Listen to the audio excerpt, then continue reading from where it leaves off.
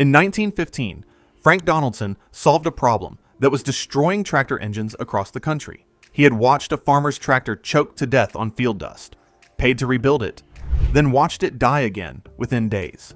So he rigged a filter from cloth and pipe, showed his bosses at Bull Tractor what he'd found, and got let go for making the company look bad. However, the invention that cost Donaldson his job outlived Bull Tractor, outlived the man himself, and ended up bolted onto nearly every diesel truck in America. American farming looked nothing like it does today in the years before the First World War. For centuries, the work had been done by horses and mules. Then, almost overnight, the tractor arrived, and with it the promise that a single machine could do the labor of a dozen animals. Farmers across the Midwest and the Great Plains lined up to buy them, but these early engines carried a flaw that no one in the industry wanted to talk about. They breathed in whatever the air around them held, and the air above a plowed field in August was thick with fine abrasive grit. It settled into everything: a man's collar, his coffee, the gaps in his teeth, and, invisibly, into the intake of every engine running nearby. That grit did something quiet and destructive. Drawn into the cylinders, it acted like liquid sandpaper, grinding down pistons and cylinder walls with every stroke. It announced itself in sound long before any gauge could measure it. The smooth chatter of a healthy engine slowly giving way to a dry, scraping knock as the grit did its work. A tractor that should have lasted years could be worn out in a single dusty season. Manufacturers knew engines were failing in the field. What they didn't have was anyone willing to say why out loud, in a way that threatened sales. Frank Donaldson was not that kind of company man, at least not for long. Born and raised in southern Minnesota, he earned an engineering degree from the University of Minnesota in 1912. Then took a job as the Western sales representative for the Bull Tractor Company out of Minneapolis. His job was to sell tractors and keep customers happy. It was on that second part that everything turned. In 1915, Donaldson traveled to Utah to deal with one particularly unhappy customer whose new bull tractor kept breaking down in his dusty field. Donaldson did what any good salesman would. He had the machine rebuilt from the inside out, the worn parts replaced, the engine made right. Within a few days, it was dead again. The dust had simply chewed through the repairs the same way it had chewed through the original. Therefore, Donaldson stopped treating the symptom and went after the cause. Working with what he could find, he rigged together a crude air cleaner from a wire cage, a piece of soft eiderdown cloth, and a length of pipe nearly 8 feet long.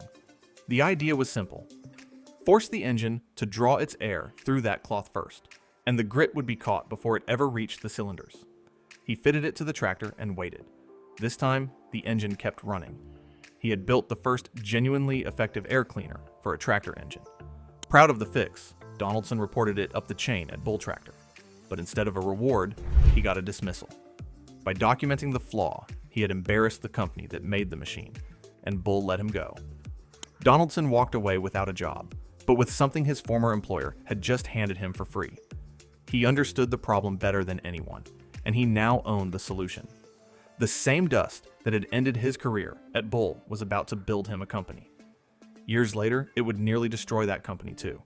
But that reckoning was still a long way off. Donaldson did not have much.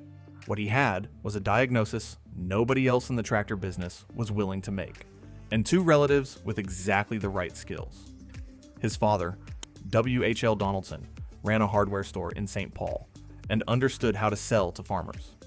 His brother, Bob, was a sheet metal man who could take a rough idea and bend it into something that held together. Between the 3 of them, the family had the makings of a company. But the 8-foot pipe and cloth from Utah was a proof of concept, not a product. No farmer was going to bolt a contraption that size onto his machine. Therefore, Donaldson set out to shrink the idea down into something rugged, compact, and cheap enough to sell in volume. What he arrived at was a cleaner he called the twister. Instead of relying only on cloth to strain the air, the twister spun it. Incoming air was forced into a tight spiral inside a cone-shaped housing, and that spinning motion threw the heavier dust particles outward against the wall by centrifugal force, dropping them out of the stream before the air ever reached the engine. It was the same principle that lets a spinning washing machine fling water out of clothing, turned loose on dirt instead of water. The twister worked with a low whistle, the air winding into a tight vortex, and dropping its grit before it reached the engine. The design was clever because it had almost nothing to wear out. There were no moving parts, no motor. Nothing to break. It used the engine's own demand for air to power the cleaning. That made it cheap to build and nearly maintenance-free in the field, which was precisely what a farmer 3 hours from the nearest town needed. In 1916, Frank and his father each put $200 into the venture and gave it a name: Donaldson Engineering Company. It was a tiny operation working out of borrowed space, betting everything on a single insight about dust. The timing turned out to be its first piece of luck. In 1917, the United States entered the First World War, and the military needed tractors to haul artillery across churned, filthy ground where dust and mud destroyed engines even faster than a Kansas wheat field. Donaldson won a contract to supply air cleaners for those artillery tractors. It was the order that kept the young company alive through its most fragile year. By 1918, the business had grown solid enough to formally incorporate as Donaldson Company, Incorporated. The scrappy family workshop was now a real manufacturer with a real product and real customers. However, the true breakthrough came in 1920 when Donaldson introduced an improved cleaner called the Simplex, a filter refined enough to win over the biggest names in farm equipment. One of those names would matter more than any other. Around this time, Donaldson began building a relationship with Deere and Company, the maker of John Deere tractors, and one of the most important manufacturers in the entire Farm Belt. An air cleaner is only as valuable as the machines it protects, and hitching the company's future to John Deere meant Donaldson's filters would ride out on tens of thousands of tractors sold under a trusted green and yellow badge. The little company that started with a fired salesman and $400 was no longer just surviving. It was becoming the quiet standard for how an engine ought to be protected. But the machines it protected were still burning gasoline and still working the soil. The leap that would carry Donaldson onto the open highway had not happened yet. By the end of the 1920s, Donaldson looked like a company that had figured out how to win. Its air cleaners protected tractors across the Farm Belt. Its relationship with John Deere kept deepening, and management felt confident enough to branch out. The company began making tractor seats and spark-arresting mufflers, and even drew up plans to sell an aftermarket heater for automobiles. To fund all of it, Donaldson prepared to sell stock to the public for the first time. The timing could not have been worse. In October of 1929, the stock market collapsed, and the planned offering collapsed with it. The money Donaldson had counted on to grow simply vanished. But the crash on Wall Street turned out to be the smaller of the two disasters bearing down on the company. The larger one came up out of the soil itself. Through the early 1930s, a punishing drought settled over the Great Plains and refused to leave. Year after year, the rains failed. Then came the grasshoppers, stripping whatever green the drought had spared. The overworked topsoil, plowed loose and left bare, lifted into the wind. Black rollers of it moved for hundreds of miles, burying fences, darkening the sky at noon, and turning the American heartland into the dust bowl that gave the decade its name. There was a cruel symmetry to it. Donaldson had been built on dust, on the single insight that dust was the enemy of every engine. Now that same enemy had risen up on a continental scale, and it was not going after engines. It was going after the farmers who bought them. Because when the land failed, the farmers failed with it. A ruined farmer does not buy a new tractor, and a tractor that never sells needs no air cleaner. Therefore, the disaster rolled straight up the chain, from the field to the equipment makers to the small Minnesota company whose entire business depended on both. Donaldson's sales cratered. The company that had spent the 20s staffing up and diversifying was suddenly fighting just to stay alive. Management made the only choice that kept the doors open. They cut the payroll to the bone, from around 40 people down to 12. The executives who remained cut their own salaries in half.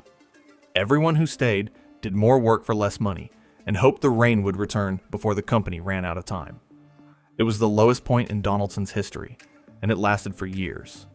But something survived those years, intact. The core idea was still true. Engines still needed clean air, and nobody understood that better than the handful of people hanging on inside that shrunken workshop. The drought had taken the company's customers, its cash, and most of its staff. It had not taken the insight. And out on the open road, a new kind of engine was beginning to appear. One that would come to need Donaldson more than any tractor ever had. The company that crawled out of the 1930s was smaller, leaner, and about to get very busy. When the Second World War came, it pulled Donaldson right back to the thing it did best: Armies run on machinery, and machinery run hard in sand, mud, and grit fails fast without protection.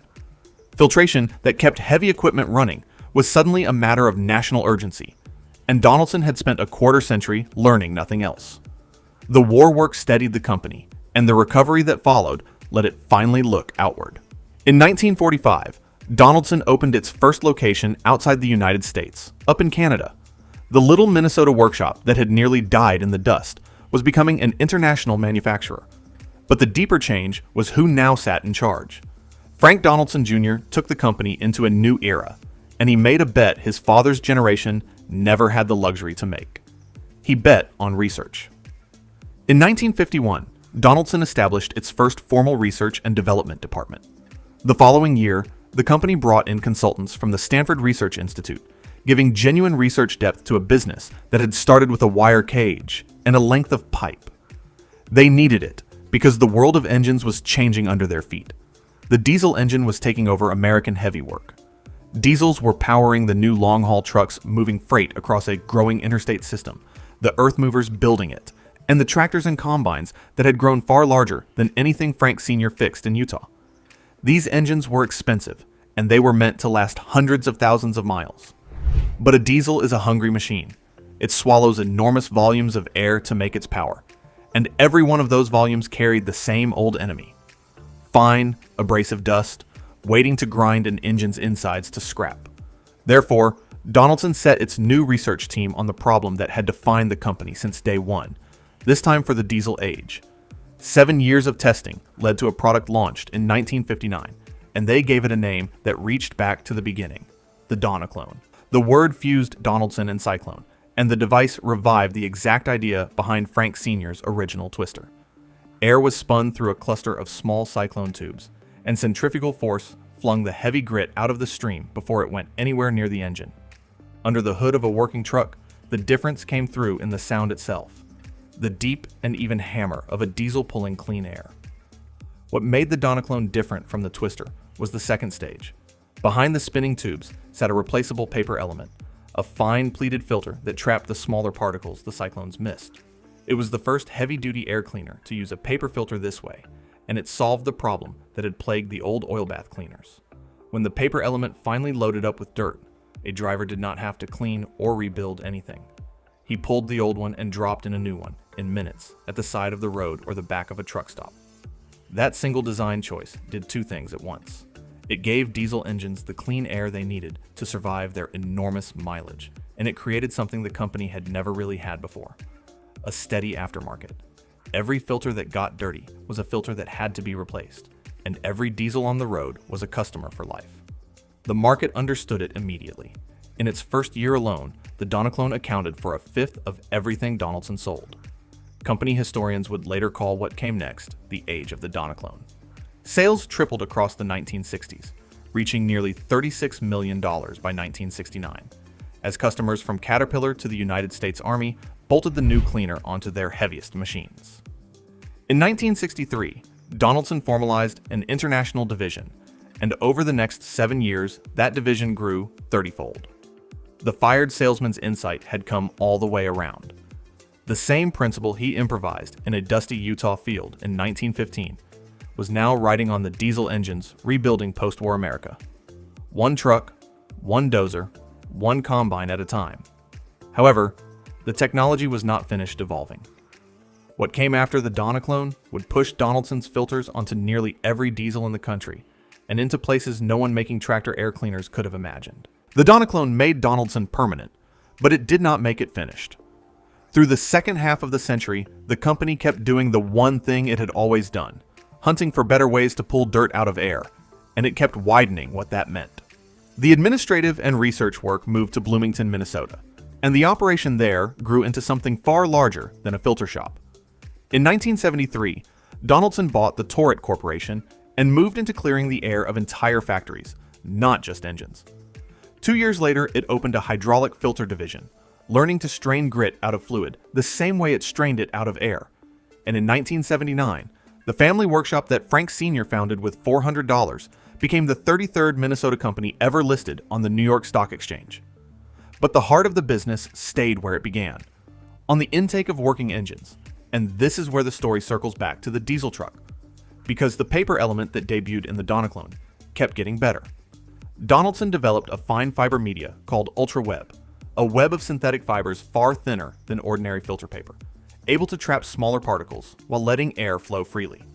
It paired that with a sealing design called radial seal, which let a filter seat cleanly and swap out by hand, with no tools and no guesswork about whether dirt was sneaking past the edge. Then came PowerCore, a filtration technology that folded far more filter media into a much smaller package. A cleaner that once took up a bulky canister could now do more work in a fraction of the space, which is exactly what a modern truck cab, packed tight under the hood, demanded. Added together, the result is quiet and almost total. On the air intake of nearly any diesel truck moving freight down an American interstate, the odds are very good that the filter keeping that expensive engine alive is a Donaldson, or built on principles Donaldson pioneered. The company most drivers have never heard of became the thing standing between their engine and the same dust that killed tractors a century ago. And the reach went far past the highway. The same filtration DNA ended up protecting the gas turbine engine inside the M1 Abrams battle tank, a machine that would otherwise draw in enough battlefield grit to wreck itself in short order. That turbine would spool up to a scream, drawing in air that Donaldson technology had already scrubbed clean. Donaldson filters found their way into aerospace, into factories, into the tiny sealed housings of computer disk drives. Anywhere clean air or clean fluid meant the difference between working and failing. Today, the company runs something like 140 facilities in 44 countries and holds more than 1,600 patents. It brings in billions of dollars a year, most of it from outside the United States. However, none of it shows from the outside. There is no Donaldson logo glowing on a skyline, no household name, just a filter, on an intake, doing the one job the company has done since 1915. Frank Donaldson Sr. never lived to see a diesel hauling 40 tons down an interstate at 70 miles an hour, but the fingerprint of his fix is on every one of them. The other half of his legacy turns up at any antique tractor show today. Restorers who spend years bringing a 100-year-old machine back to life will hunt down the correct period air cleaner with the same devotion they give the engine and the paint.